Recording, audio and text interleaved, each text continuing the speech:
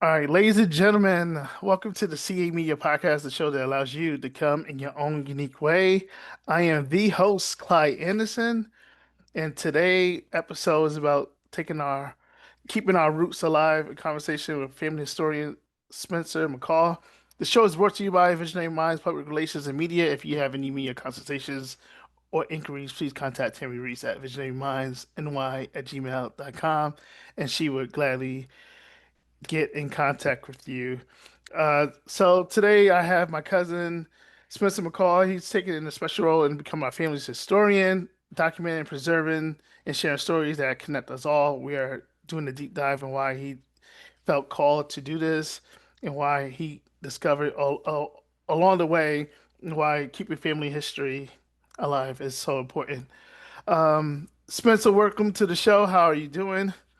I'm great, cousin. Hope you're doing well. I'm doing amazing, amazing. Would you want me to read your bio, or you want to just talk a little bit It's up about to you. It's up yourself? to you. You can tell it. I mean, it's up to you. Or Yeah, I could dive in. Spencer McCall Jr. bio is a renowned historian and genealogist specializing in the history of North Carolina with particular expertise in the Piedmont region. He has written extensively on the state's past, authoring books and articles that explore family lineage, community development, and cultural heritage. His presentations, delivered both in person and online, have reached audience nationwide, where he is admired for his ability to bring archival research and genealogical records to life through storytelling. Professionally, McCall serves as executive director, a role that reflects his commitment to leadership, organization development, and community impact. His work in this capacity mirrors his passion for history, connecting people, preserving legacies, and building bridges between the past and the future. In addition to his professional and scholarly endeavors, McCall serves on numerous historical and civic boards where his expertise guides preservation efforts, strengthens civic institutions, and promotes educational initiatives. Dedication has made him a respected voice in both historical and community leadership circles. McCall's own family heritage in North Carolina and Virginia dates back to the 1650s, giving him a deeply personal connection to the stories he uncovers. This lineage, rooted in generations of resilience and community building, inspires his mission to preserve and shares the history of the Piedmont and beyond. Today, Spencer McCall Jr. is recognized not only as a historian or a genealogist, but also a steward of tradition, a civic leader, and a trusted voice in preserving North Carolina's past and future generations. Spencer, it's a pleasure again. Amazing bio. thank you. The pleasure is mine. So, what inspired you today, or in general, to allow you to take on the role of like a family historian? So, of course, we are cousins, and part of that first impetus involves your family directly. So we had a reunion. I was a little kid in my hometown in Winston-Salem, North Carolina, and so I was like 5 years old, and it was downtown, a very nice location, and your family came down from New York. And so up to that point, I knew my family very, very well, my first cousins at least, and my grandparents and aunts and uncles. But I was amazed to see we had all these relatives from New York and Connecticut and South Carolina. And then I remember there were all these Roberts. I remember, Robert, your Hmm. uncle, grandfather Robert. Yep. There was three, like, there's three Roberts here. I was like, wow, we got three Yeah. Roberts. Correct. And so I was inspired. And my father was a big believer in making sure that we were educated in Black history. And so he and I would watch Roots since I was 4 or 5 years old. And I remember at that point having gone back and watched with that him, and I was amazed. And so I remember asking his mother, "Do you know my daddy's daddy's daddy's daddy's, and my mama's mama, me and her, and also with my grandmother, my mom's mom?" And they told me as best as they could. And so then uh, I was just amazed by that history and that connection and how we had all these relatives. And so in seventh grade, I came to New York City with my middle school, Hmm. and I knew I had cousins in New York, but I didn't know y'all's last names because I was a young kid. I mean, I knew I had cousins there, and I can remember being in the hotel looking, saying, that thick New York phone book, which ours was small, Hmm. saying, can I somehow, will I just see a name that makes sense to me and call them and say I'm in town? And we went to see the Statue of Liberty. And I remember going up, that Kodak film had this kiosk where you would put your last name in and a picture would pop up and they would say, your family came over on this ship in Ellis Island. Oh wow. And I remember standing there in middle school, seeing the pictures ahead, and I realized, but the people that pop up won't look like me. And I was kind of embarrassed. Hmm. And I said, because they're going to think I'm stupid. They're going to think I believe those white people are my ancestors. Now, of course, I mean, I know I do have white ancestors. I'm just Correct. saying, but this is the mind of a seventh grader. At the time. I said, at the time, I said, they're going to think this little black boy thinks that person on this ship from Ellis Island is his ancestor. And so I got out of line. Kind of, I didn't want to be embarrassed to have these people because you were thinking in middle school everyone's watching you, and of course they wouldn't have been out there at all.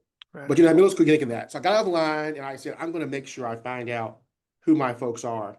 And so from that pursuit, I began my research of starting in middle school, but really in high school. Hmm. And then with the day I got my license, we had a cousin named Doris who loved our family deeply. And so she said one day, we're going to go to New York and see our cousins up there. And I got in the car, the van with your great aunt Eva, and we drove to New York through the night. And I Hmm. remember I interviewed your great great grandma, Aunt Gracie, who's 100 years old, about the family history also. And so that Hmm. was kind of how I got started on that side of the family. My mom's family is a little bit different. I remember I was with them all the time, cousins, galore. But I Hmm. remember at our church, people there, you would see the black church on TV, and they're Correct. shouting and carrying on. Correct. They didn't do that at her church. They were very proper, so to speak, and they were, very different, more conservative. And so I said, why is it? I asked the question, why is it that my mom's church, where I'm raised at, or our church, the people here speak differently than if you go across town in Winston-Salem? And so as I began to delve into that, I realized that my mother's church, or our church, which is First Walltown, had come out of St. Philip Moravian Church, which is my background. It's called Old Salem in Winston-Salem. And they're Moravians. And so the Mm. Moravians were German, kind of like Lutherans. And they did establish the oldest black church that still exists in North Carolina for black. It's called St. Philip's.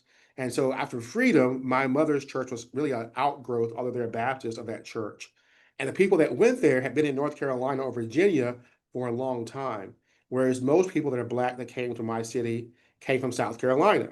Correct. And so with them, they brought more of that South Carolina way of worship, which is more traditional in how we see black worship. And so asking all those questions of why I wanted to know is what led me to do my research. And that's how I got into it. Mm. So, was there like a moment,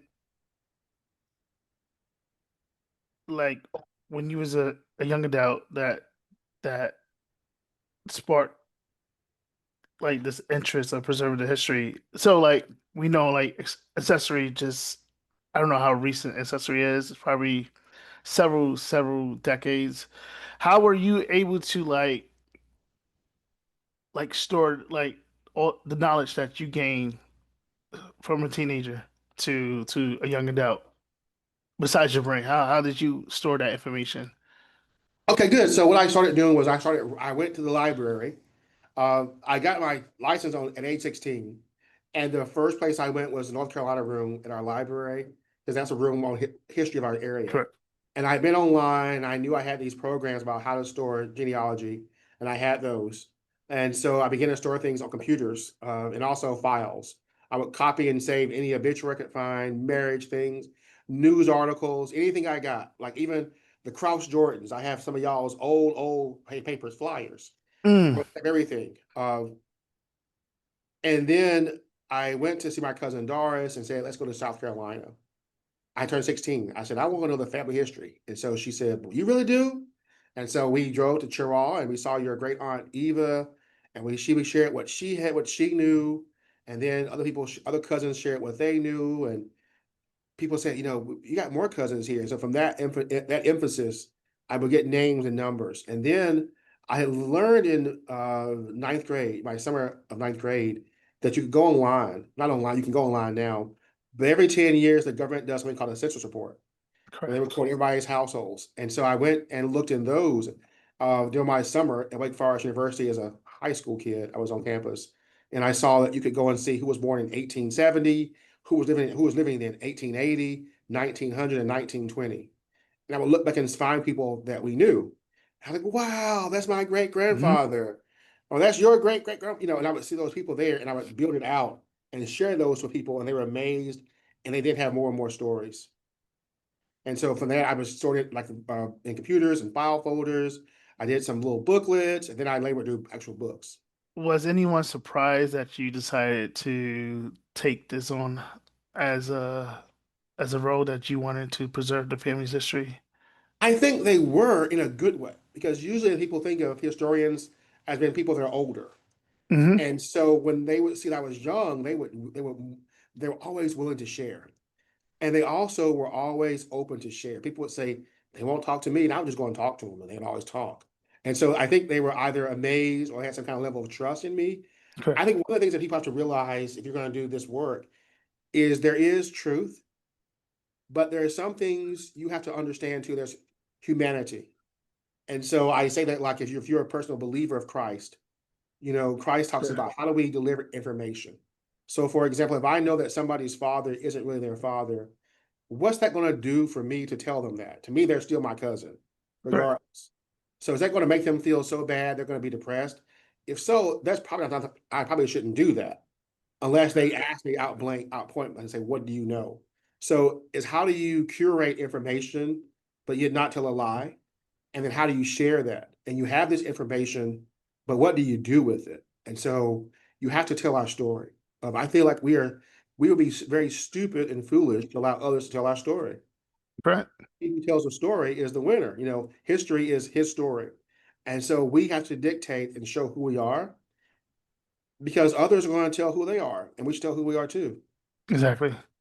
Mhm. Our DNAs never lie about who we are, so, you know, one may tell you, all right, you was born on this date, XYZ. Another person may say, oh, you was born this day. But you could always go back, if you, like you said, if you do your research and you know the truth, you can find out that information, for yourself. And then you could properly, reflect that information to someone that maybe gave you the wrong information. So I think I'm grateful that currently the internet, it's a great source of information, especially in the last 25 years. Um, because before, like in the 2000s, we had dial-up. So, and dial-up wasn't all that. But so now that all of our information is public record, um, what's like the most surprising discovery in all of your research so far that you have done? Okay. So I'll give several examples. So in one of our families together as collective is I remember seeing the movie Glory. And I always was amazed that there were these black men who were enslaved, who then fought for their freedom and the freedom of others. And so I did not realize how many USCT soldiers there were. And then I realized that actually our ancestors were a part of that movement. They fought Hmm. in that war. And then I saw how our ancestors collectively, before that in 1867 in South Carolina, because I do have roots in South Carolina too, as do you, that the governor of South Carolina, who was then Republican, which was then, we would consider Democrat now, the party's changed. He allowed the men there to arm themselves to defend them against what we would now call the KKK. And so you can go and find that these black men in 1867 in South Carolina, with also whites too, defended themselves like they've been armed in a militia to defend them and their communities against the KKK or people that would be like the KKK. And so we don't always hear that these men were strong men who believed in protecting and defending their families. Also finding USCT soldiers. And then you look at it and you say, it was 1866 or 67, or they were freed in 1865, and seeing that these people owned land by 1870, is amazing. How do you buy land? I mean, it's hard for people now, even with bank loans and all these grant programs to buy houses, but yet these men and women who had come from slavery with nothing, like literally you're told you're free, but you have nothing. So most were forced to be sharecroppers. Hmm. But yet some found a way to buy property, and our family did do that. And that is amazing to have that. And you ask, that's who we are. We're Hmm. survivors, but we're also thrivers and we're Correct. builders. And that they then saw the need for churches and schools. So you're free and you don't have a lot, but you will give enough money to build your own schools. So there's this paradigm in our communities now that we really don't prioritize education. And we'll tell people that, it's okay because, we don't have to do all that learning. But our ancestors did prioritize learning to the point that they actually paid for their own schools. And Hmm. I couldn't imagine with all the wealth we have right now, having to pay for our own school. Can you imagine having to raise the money for a school and then pay the teachers and buy the supplies? And yet people are complaining because to buy their kids crayons and notebooks. Mm. So, and they had nothing. There was no bank Correct. loan. There was nothing. There was nothing, but they were finding enough money to do that and to build their churches. So that's their priority. And then thirdly, we know after freedom that the paper would say the Negroes are just walking around the streets, being lazy. They just going from Bennettsville to Chirwell, just walking around for nothing, from New York to Memphis, Tennessee. No, they were looking for their families. So families had been sold off, mother, father, sister, brother, Correct. Hmm. slavery, and they're walking to find their relatives. One of our lines in North Carolina, Virginia, the Harrisons, it's documented that after freedom, some of those from Virginia and North Carolina walked to Mississippi. Now, I can't imagine driving, I used to though, without GPS. They were walking, they couldn't even read, to Mississippi to find their relatives. And many of us won't get on a plane to see our brother. Because we're afraid. We're afraid. And so they walk to Mississippi to see their relatives. And then they get down there and say, wait a minute, this Mississippi is hell, hell on earth. Hmm. No, no, no. We're going to go back to North Carolina. And they then walk back to North Carolina and Virginia. And yet, for me, when you call me and say, come to the reunion, cousin, I'm like, well, I don't know. That's going to cost me $100. And I don't want to miss my frat meeting on Saturday. And my girl having, that's the reality. But these people valued family, Family. education, and church. It's insane that you say that because like I can't imagine like myself walking. It had to be like 40, 50 days if you walk from like let's say Mississippi to like North or South Carolina and not know where you're going. Like, how do you Where you know that going? you're in North Carolina back in They those got days? lost and ended up in Florida. And from Florida to back up to Mississippi. So yeah, I just can imagine. And so when I tell those stories I share those stories for two reasons. During COVID, we had to remind ourselves and remind others that this is our country. We Mhm. built this country. We're part of Correct. this country. And others should know that we are a patriotic people. But I wanted my own to know that. So when that kid is being told that he can't learn or she can't learn, or you're a slow learner, or you shouldn't, we don't do this. We're black. No, no, no. My people are people who have education. My people are people who own things. My people are people that build churches. This is who we are. It's me. And if they Exactly. can do that, I can do that. That's why I tell the stories and share these stories. And I'm not getting political, but there's a big movement now, and I love Juneteenth. But we say, well, July 4th isn't our holiday. If you read the papers, you'll find out that up until around 1920 or 30, July 4th was a black holiday in the Mm. South. We were the ones who celebrated that because we were saying, hey, we are now free from slavery. But we lose some of our history and give to others freely without knowing the true story. Mm. So how how do you go about gathering like stories from people that's much older than us Mhm. now and like and record these documents and get these photos? Like, how do you do it now? It says I like a think you lot of start, the key is you start now. And one of the big things is they're going to see things differently than we do. hmm. And so, what do I mean by that? I would go to Chirag and we have a common people that you know. And I Yeah, would say, "Do you have any problems when you were a kid with racism?" No, we got along with our neighbors, which is true. And you're sitting correct. there saying, but I just saw there was a Klan burning right there beside your house on the paper. You never doubt what they're saying. You don't say, you sound crazy. You just Mhm. listen and you don't judge. And you have to be open to say, let me see history through their lens and not with my lens. And Right. so yes, and that way, because when you judge people, they then want to tell you less. And so you always want to give them the comfort, make them comfortable enough to tell you everything Mm-hmm. and say, I'm not going to judge you. And you also have to understand that even if whatever your paradigm is about race, if you truly want to know your ancestry, it's going to cross paths with people that are Caucasian and Native American and everybody else. And so you got to get their viewpoint too. That's And right. because you learn more about our history by tracking. Most Black families cannot trace their families before easily, not easily, before 1870. And so that means when they're enslaved, you've got to follow the enslaver's family. So oftentimes people that have done a good job of finding their relatives during enslavement, they may know more about the white families than their white descendants do, because I got to track them to also find my own people. And it's very true about us. You also Mm-hmm. have roots in Ellerbe, North Carolina, and the Ellerbe ties to Chirwell too. And the Ellerbes were one of the largest slave owning plantation families in that part of the state, those both states. And so you have to know about them to know where our people were at that time frame. Have you faced any challenges in like or like missing records or like Yes. heard of like family myths? Yes. So one of the biggest myths, and this is going to make a lot of people mad, but it's a true myth. We like to say everybody is Indian or Native American. The reality is, and if you look at the timelines, by 18, so like for example, where I'm looking right now is in Salem.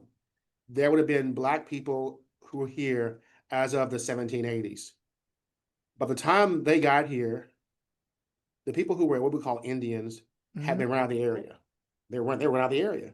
So what's the likelihood of a person who was enslaved to have access to procreate with an Indian person when there's none around? They're 100 miles to the west of us as of the time he hears. It's not very likely.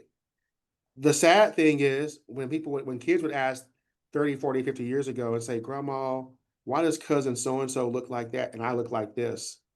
They didn't want to say, well, maybe the enslavers took my grandma and had sex with her against her will, or maybe they thought they were a couple. I'm not going to judge that Correct. either. Correct. Or my daddy couldn't defend my mom, and so although we were free, we were not just sharecroppers, but when they called him Master Steele, when Mr. Jim came steal and wanted to see Mama, they had to let him see Mama, and that's Hmm. why. So what they would say was we're Indian, when in reality it was more so Caucasian and Black. We were mixed. And so that's one of those biggest myths we will oftentimes find of when we're doing the research, the timelines don't add up and the DNA doesn't add up. That's just the reality of most of the Indian tribes. Now, there were a few, were not even what we would call pro-Black anyway. So they weren't going to just save you. I'm not saying they were bad, just Correct. they they took on the customs of their white neighbors. The Cherokee enslaved some of their people. Now, of course, they bought slaves. Now, of course, they would have a chance to intermingle and procreate. The Seminoles, however, in Florida, were pro-black, and so they're of these. And that's for a long time. This involves our family.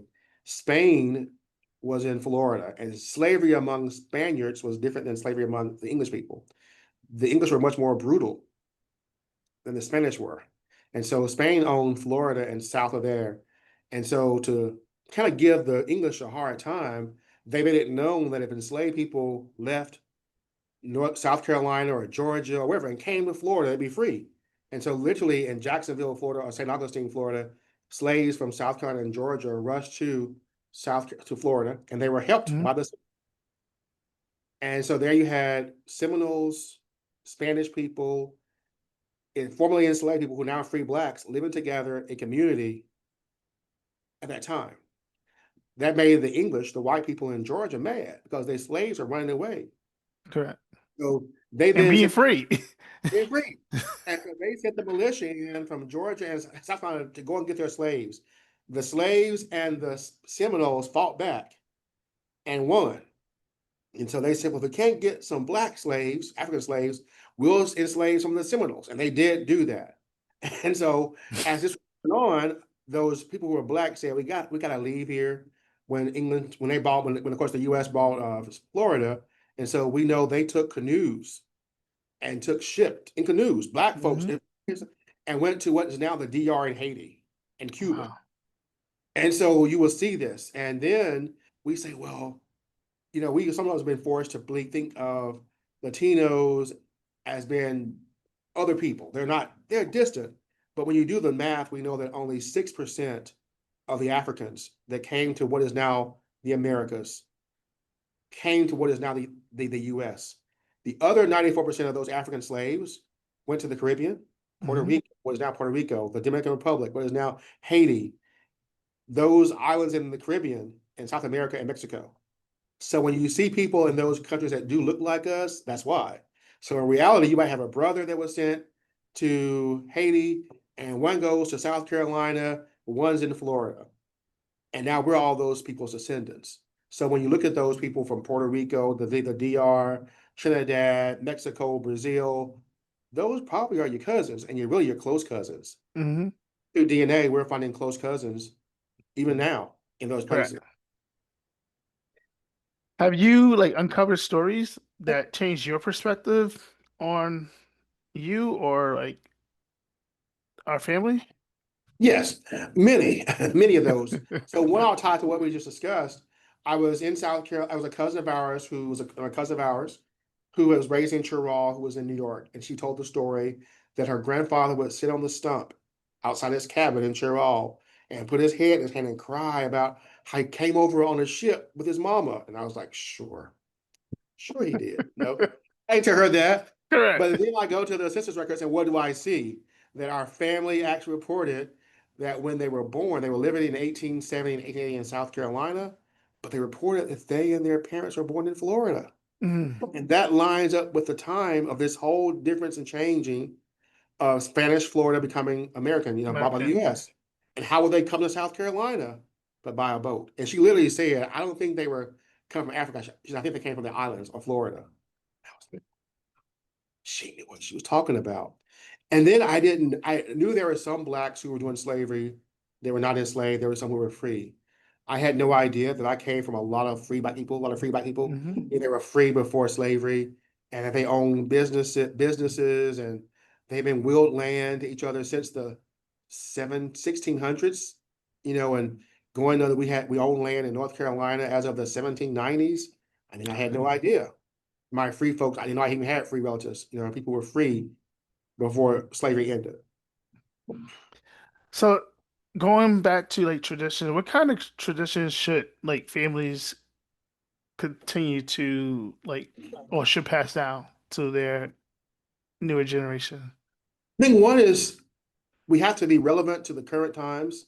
And so, although I love family reunions, we have to say, okay, is the family reunion of 1925 that we've been doing since 1925, is that the same way to do it? Or do we become more savvy and let our young people design reunions that meet the needs of everyone in a way that can do that? So, for example, if we do meet in South Carolina on Uncle Ben's farm where there's no hotels and it's hot and there's mosquitoes flying around, can we also do a virtual option for people to join in? I think we have to pass down traditions that are family. Every family is different, understanding that. But what kind of things are going to really hone in on my family?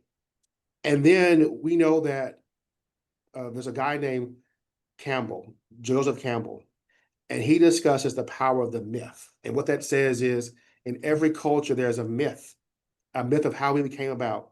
And it defines, and people believe that. In America, we believe that we fought against the bad English, and Hmm. therefore it's who we are. So what he says is we have to make sure our cultures have a myth, which is a story Correct. of how we came about. And you pass that story down to every generation, knowing that whatever you pass down, that's who they're going to become. And so we have to change the paradigm of our ancestors were enslaved and they were in chains and they were just beat down and they were stolen in Africa and they had to get on this nasty ship. We say our ancestors had a life in Africa. They were kidnapped and they were stolen. They were put on a nasty ship with feces falling on their faces, and yet they survived. They got to this country and they brought with them the knowledge to raise rice if they were in South Carolina, Louisiana. Correct. And because Hmm. of that, they did that. And even though they were in chains, and even though they knew their life could be changed any moment, they were survivors and they were learning things. So whenever they became free and they had no idea when it was coming, they could do their own. And even though they had been beat down and traumatized and abused, when freedom finally came, because we come from some, they're survivors, they took what they had saw and they worked together and they made something from nothing. And you show how they owned property, they built businesses, and they stuck together. And they were a proud people that wanted their future to have a great future. And so that goes against the paradigm of we are bitches and whores, twerking our bodies and being crazy, and don't know how to do anything. We're Correct. telling us who we are. And then in the moment of that, you find out what is something I can show my family that this is what we do. If we are covenanters and we can sing, we're gonna Hmm. sing together. We're gonna get Exactly. together and have a singing and a dinner. We cook good food. But whatever that is that your family has, that's what you have to pass down. I like how you described that. You gave us a small sample of a situation where, yeah, it's short of a family history, but it was like crying and complaining, and then you gave a different aspect of that same family history, but you expanded it so that, our future generation won't think, all right, we just was whining, moaning, bitching, complaining about how we Yes, got yes. here. But now there's a story behind it, and there's a survival behind it, and how we flourish through our pain. So I appreciate that. That means a lot. So a Thank couple you. more questions. Why do you believe it's important for families to have a historian? I think it's important because we have to know where we came from. If we don't know where we came from, we're actually doomed to the past, to repeat the past. Correct. And I don't care about politics of my mother used to say to me all the time, she'd say, people would say, well, shouldn't they teach the Bibles in schools? She says, I don't depend upon the church, the schools to teach my kids about the Bible. That's my Hmm. job. And so we have to teach our people our history. It is not, I'm not looking for the schools to teach our history. Of They course not. Hey, can, you can. but that's not me to worry about. It's my job to make sure we know who we are and to know our history. And you will find out that young people really take pride in knowing who they are Yeah, more now, more and their today history. than like in the Yeah. past, because like I said earlier, everything's accessible for us. Everything is accessible for us to research, to look up, to ask questions, to take DNA tests, or do a DNA diagnostic, or do an ancestry kit, you know? Yes, it is. It's all there. It's all there. So we have to steer that ship. We don't depend upon the government. We steer the ship, be it your church, your community, or whatever. You steer the ship of what your kids learn about history and themselves. All right, two more questions, and then we'll do Oh, like a you're rapid fine. No, fire. ask away. Ask away. How would someone, or how would you help future generations? How would you hope future generations will benefit from the work that you have done? How hope they do. So what I saw is I noticed that when we would do these family locally dinners or whatever, I was that boring cousin who had the levity from their parents to say, Mm-hmm. "Here's your part in the program. We're gonna do programs." Mm-hmm. It was Easter or July 4th, and they pretend to be great grandpa, and they would pretend to be this, and we would just she would act out how I'm Professor Nelson McCall, and I am a professor, and I was born in 1867. And I am a principal of a school in South Carolina. I am Uncle Robert McCall, and I did this. I'm Claudius. I was a publisher in South Carolina by the 1880s Mm-hmm. and a dean of a school and opened up these things. And I am so and so, and I am Rhonda Reed Winston, who's still living. And I was appointed to the federal courts by President Clinton. We would do these things. It sounds boring. It really does sound boring.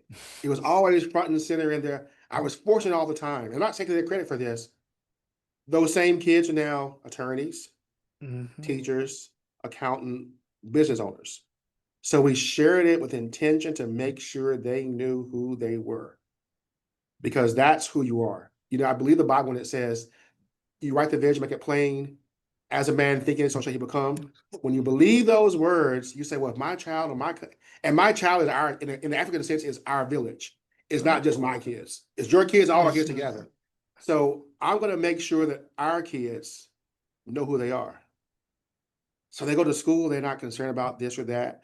I don't care what they see on the radio or TV. They know who they are at all times. Mhm. And so you will see that. And that's how you use that work to do that.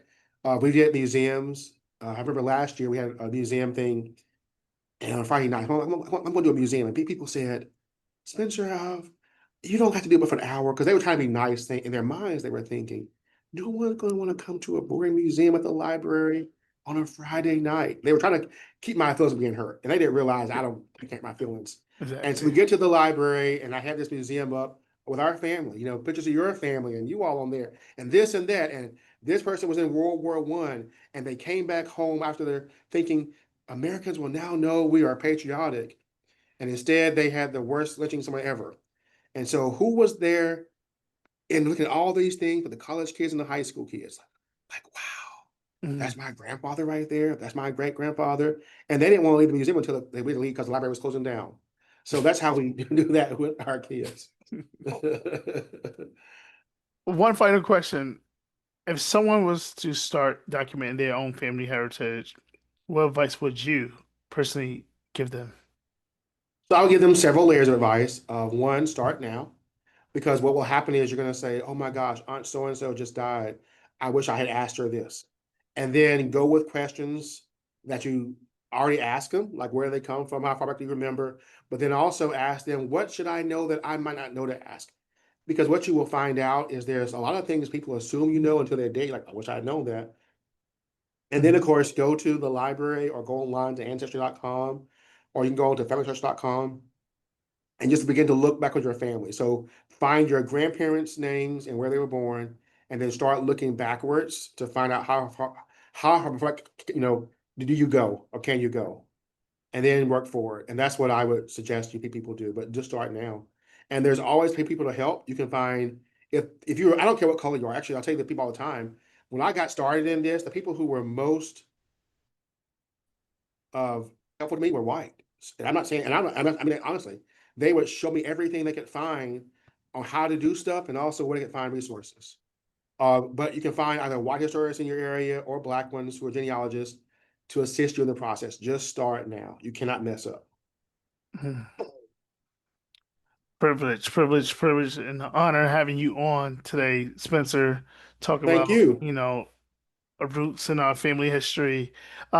This section of the podcast is where I do like a rapid fire of things. You just give me your best option or answer within within a minute. All right? Okay. Okay. All right. You ready? Yes. Who who's your favorite person that you searched for in history? Hmm. I'm gonna say Josiah Glover. And who's that? I'm sorry, I don't because I don't So know. that's my fourth great grandfather. He was a free man, a free black man, and he got into a fight with a white business partner. This is before slavery ended, and beat him up and didn't go to jail. Mm. Do you like to And I'm not saying it's right. I'm just showing that that correct? was against the times of that time frame. He'd been killed and lynched. Yeah. Correct. Your best family story you have ever heard. Ooh, best family. It's a story. I'll tell you this, and it involves somebody that you knew, not them. They were telling me the story, and so we discussed it first earlier. And they were at my cousin Doris's house. They were in town for a reunion, and these two older women had a discussion about who was the oldest. And so they were fussing, and one of them said, I'll tell you, your great grandma said to the other one, you know, you're older than me because you had me out there watching the mule, holding the mule, and on the lookout in the field while you was had with that man over there in the grass rolling around.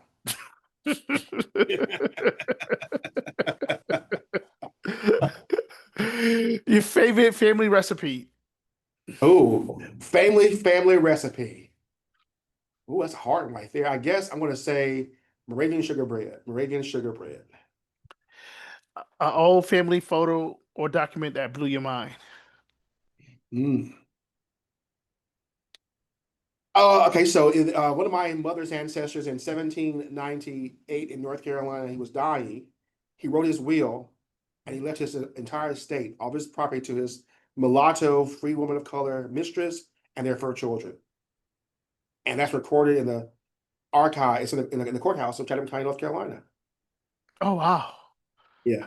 Wow. And our family has that land our family has that land still now. Wow. That's insane. Yeah. So that was from 1798 to now, we still have that property. Wow. Uh, a family member that you wish you could interview in the past. My great grandfather, Nelson McCall, because he was a historian also.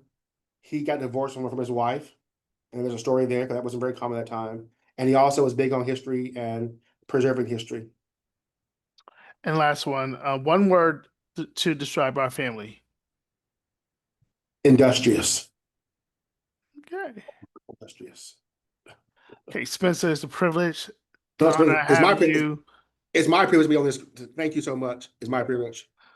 Spencer, thank you for sharing the story from your heart and your journey with us today. You remind us that family isn't just about where we're going, but also about where we've been.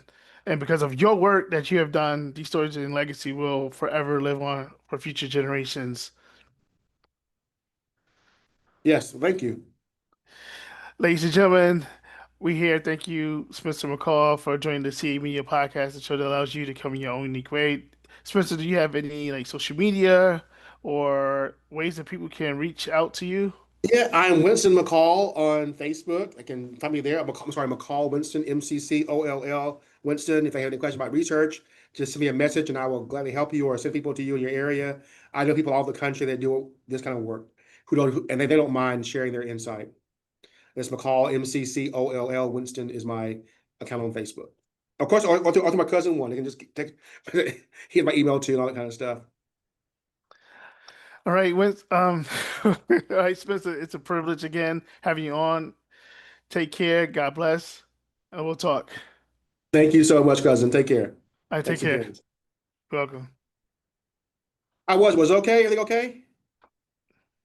Awesome. Thanks again. Of course.